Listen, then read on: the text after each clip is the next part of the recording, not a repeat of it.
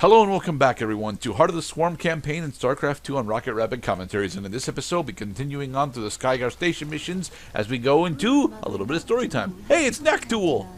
She speaks for the remaining brood mothers. I am the primordial serpent. They feel your power, and they wish to return to the swarm. Yay! Brood mothers, hear me. I am sending you the location of our enemies across the sector. Destroy them. Burn their strongholds in my name. Then you shall be one of the swarm. It's never specified how many planets died to a Kerrigan swarm like this. Huh, that was easy. Yeah, that's a small disappointment that I had, that we don't actually get any special side missions playing as Naktul or Kalisa or the other brood mothers. You can review them within your chamber. Thankfully, My now that we are queen, level cheer up. 60, we get access to Kerrigan's ultimate abilities. We have Apocolypse, Spawn Leviathan, and Drop Pods. Apocalypse is the one that I'll be going for because it's an area nuke. Spawn Leviathan is actually the one I prefer the most because the Leviathan is really goddamn kick-ass. But, you know, Apocalypse has got arguably more utility on it. Many secrets. Must spin new strands. Yes. Hands of Darkness. Heart of darkness. Hand! Heart of Darkness is a different mission entirely. Oh, for goodness sake, he looks like a steamboat captain. Only his hat? Yes, the hat. Yes, the Russian accent, because Joseph Conrad was a Russian immigrant living in Britain. Worn many faces over the years. He made me what I am. So he's not a Terran. Protoss? He can't be Zerg or I would know. None of those. He is the servant of an ancient Zolnaga known as Amon. Tuh. I learned of Amon on Xeris. He's dead. He is not dead. His creation lives on. Narud is the most dangerous being you've ever met. And you will face him in there. You'll even have a cool cutscene with him. Yay. Alright, so, Hand of Darkness. I actually really like this mission. That doesn't mean I'm good at it. We get access to a new hero unit. We get access to the Stukov. We're inside. Kerrigan, this lab houses the culmination of Narud's Wait, is it next mission that we get access? Yeah, it's next mission we get access to Stukov. This mission we have to deal with the hybrid coming out and attempting to drain a Kerrigan. I am special or something. Hybrid are waking up. What's happening to you? It's attacking me psionically. Draining me. It's alright, you can just Oh regenerate. no! You must kill the hybrid or we are all doomed. Can't do both Yeah, at the same time, I really son. wish that we did get access to Stukov in this mission, but because we do not get access to Stukov in this mission, we're gonna build Roaches, and because Roaches are fucking amazing. Well, specifically Vile Roaches are fucking amazing. The first hybrid is actually mostly a gimme. It's, you know, just outside our base. We got spread creep in order to take it down, but the interesting unit that we'll get access to here a little bit later is the Brutalisk, and the Brutalisk is a really cool unit. That doesn't mean it's useful. It's a great frontline unit. We'll be I didn't actually read what that past cadet wanted me to talk about. Sorry. What is it this time? Alright, so there gotta be others. Hybrid is dead. Yes. Exactly. The big thing about this mission is that the hybrid will spawn periodically throughout the map and throughout the timer on the level. At a certain point, we're expected to go on the offensive in order to start taking them down on our own. It gets to be a bit difficult to defend our base and take down the hybrid, but not so much that it ever becomes a real issue.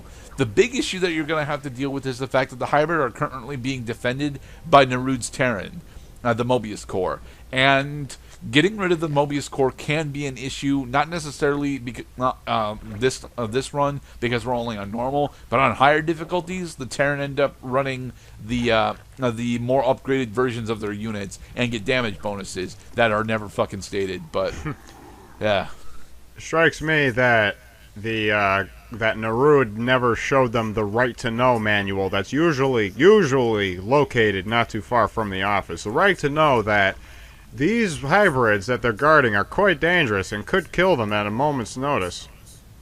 It's their right to know this. It's a really weird contradiction of lore, because Narud is in charge of the Mobius Corps right now.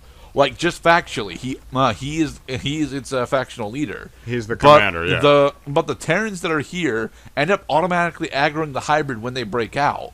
So what the fuck's going on there? These aren't Raynor's forces, and these aren't technically Dominion forces. These are members of Mobius Corps. So they should be all in with these hybrid. Require 3 drones to harvest vessels. I'm working on it, Isha. It takes me a moment to develop enough drones, okay? Shush. They're just idiot-proofing the mission, Mr. Gerdad. It's okay. But she tells that to me every fucking mission. No, I mean, I'm usually forthcoming with an abundance of information to people. Not because I think the people are stupid, but I think it is just to explain oneself on a premise. So you say. I see, I do it more for myself that I know what I'm talking about.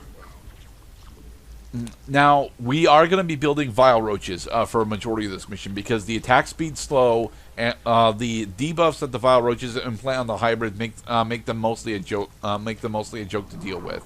I still recommend pairing your Vile Roach Swarm with Kerrigan, specifically because Kerrigan can, with Wild Mutation, not only keep your Roaches much more alive, but much more efficient in combat, because Roaches don't really have the best damage output. They're just really good at what they do.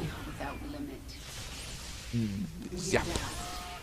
And Kerrigan can just say no to these waves all on her own, especially with energy efficiency. Yeah. You'll notice that the last major upgrade that we got for Kerrigan was energy efficiency over Fury. If you want the best Kerrigan, to be perfectly honest, you take Fury, because her Chain Lightning just decides to shred through things on its own, and you don't really have control over it, but that's okay because everything's dead. I prefer energy efficiency, so I have a little bit more control over what my Kerrigan is doing, for one, and for two, I can spam Wild Mutation and Kinetic Blast on targets that I deem to be more of a threat.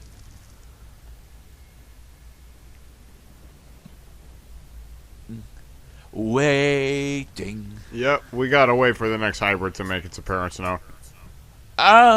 Well, the next hybrid's going to be the one on the bottom left. See, it's there. A hybrid is attacking you psionically. It must be eliminated if you are to survive. We're working on it, Isha. Advance the Roaches.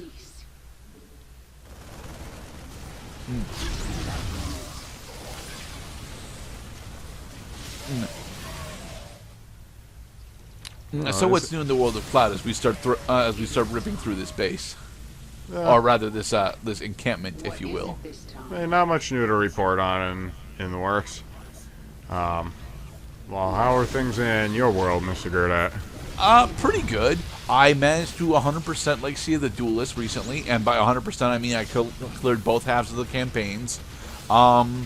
I managed to finalize Aqua Beat Stick in it, and it's actually proving to be really nice, specifically because even the challenge decks are mostly here to advertise the archetypes, as opposed to show off how good these archetypes can be when crossed together, which is really weird to me. But I do have a few major complaints when it comes to Legacy of the Duelist when it starts actually exploring the later half. Not necessarily the later half of the campaigns, but rather the final third. Because once you get to like the later half of Arc V and Vrains, the card design just okay. This was a question that I brought up to you earlier this week, and you mentioned that you thought the card design for Yu-Gi-Oh started going downhill with the design of Butterfly Dagger Elma. The problem that I have with that analysis, Mr. Cloud, is that Butterfly Dagger Elma is before even GX comes out, and Elma itself is not really a problem. Elma is only a problem if it combos off with specific cards. Well, yeah, and but the thing is, I'm talking more or less not individual cards, but card design when it comes to full archetypes, because when I look at Salamangreat specifically, when I was complaining about this, and Salamangreat has the ability to empty their entire extra deck off of a single fucking monster. It is time. I don't understand how the fuck that was permitted. Yeah, their extra deck monsters aren't all that big, but with the support that they get pretty damn big relatively quickly. And because you have access to all of your resources, you don't really need bigger monsters than your opponent. You just need answers. You just need answers to them that aren't necessarily monster related. And if you have the ability to loop out your entire extra deck off of one card, that means the rest of your deck can be effectively either that one card or complements to that one card. Cantrips, yeah. Yeah, like Fissure. I love Fissure. Fissure's not viable anymore. Why isn't Fissure viable anymore? The biggest thing that I keep bringing up when it comes to modern day Yu-Gi-Oh! Is the fact that one of the best Ixies monsters that was ever printed was number 101, Silent Honor Arc. And I love this card so goddamn much, and it should be absolutely amazing right now because it's an answer for special summon monsters. It steals shit. It protects itself. It has a bigger boss monster behind it. This should be an amazing card to play with, and it's just not fucking viable. And I don't understand why. I mean, a lot of decks right now, even in modern day Yu-Gi-Oh, are level 4 toolboxes. So with the level 4 toolbox, it should be fucking cake to bring out Silent Honor Arc, and we just don't see it happen. Well, I mean, you do usually, if you're talking about a rank 4 Ixies, you probably have to consume a normal summon in order to get the damn thing out. Most decks don't actually. Most decks right now have the ability to special summon multiple level 4 monsters for free without negative consequences. And Silent Honor Arc just doesn't fit in with those archetypes, and I don't know how. Like the big downfall for Silent Honor Arc came with Castel's printing. And Castel just did what Silent Honor Arc did, but significantly worse, and yet it was the better card for it because it had the ability to target anything on the field, and instead of stealing it, it bounced it back to the deck. Now, I understand that spinning a card back to the deck is significantly more powerful than stealing it, but at the same point, that Castel is then useless for the rest of the game. It doesn't have better attacking stats. It doesn't have better defensive stats, and it's not actually all that big. Silent Honor Arc makes up for not being all that big by having a decent protection effect. We're no longer talking about StarCraft, Mr. Cloud. God damn it! It's all right. That, well, No time like the present. I agree. There is no time like the present. There's also nothing quite like the excess of the human mind. And things don't happen in a vacuum. Then we may cut video at Commentaries, but we don't cut audio. Not often, anyway. And we only cut raw video. We don't actually cut edited video. I distinctly remember only cutting audio once, but that was a very unfortunate coincidence along the timings of other episodes that were coming out. I decided, well, now that I know that this is here and I can do something about it, I'd rather do something about it and have it not be here. Oh, so this time they just pulled out all the stops and sent a multitude of hybrids at once. That's what it looked like. That is not what happened. What actually happened there is that when you engage specific iterations of the hybrid during this mission, they actually come with a number of spells. The most dangerous one of which is the Psionic Storm, which is the High Templar Psionic Storm from StarCraft 1. The other one that they have the ability to cast is Hallucination, which is another one of the High Templar spells from StarCraft 1. Hallucinations, well, hybrid hallucinations actually do something, so they're significantly better, but there's still mostly just hallucinations in that they are additional targets that you can fight with. I don't honestly think that they're all that big of a threat. Now we have to fight 2 hybrids at once. Dear God. Yes, there are 2 hybrids coming up, but we've got Wild Mutation, we've got 2 Brutalists, we got a full swarm of Roaches, and several Queens to back us up. This is cake, man. Hand of Darkness is honestly a really interesting mission in lore for lore reasons, but it's actually stupid easy once you figure out what kind of build you want to go in with. Make your peace. The horror. Eat the hybrid. The horror. Hybrid at once. Dear Lord. I don't even need This- to micro around the psionic storms. Note that some of these psionic storms are hitting the hybrid that are casting them. So,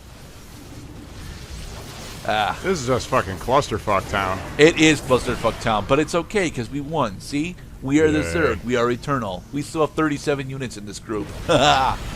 Explodify the base. Explodifications. There are no more hybrid signatures on this level. Indeed. Thank you, Isha. And the swarm flood into the lower levels.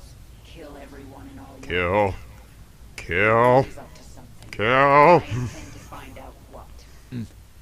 Kill them the swiftliest. Unfortunately, we didn't find either the command center, either the bonus command centers. There are, I think the one that we were supposed to find and didn't was the one in the bottom right, but bleh, we didn't need to do it. Power overwhelming. And in the next episode, we take on Narud. Be safe, everyone.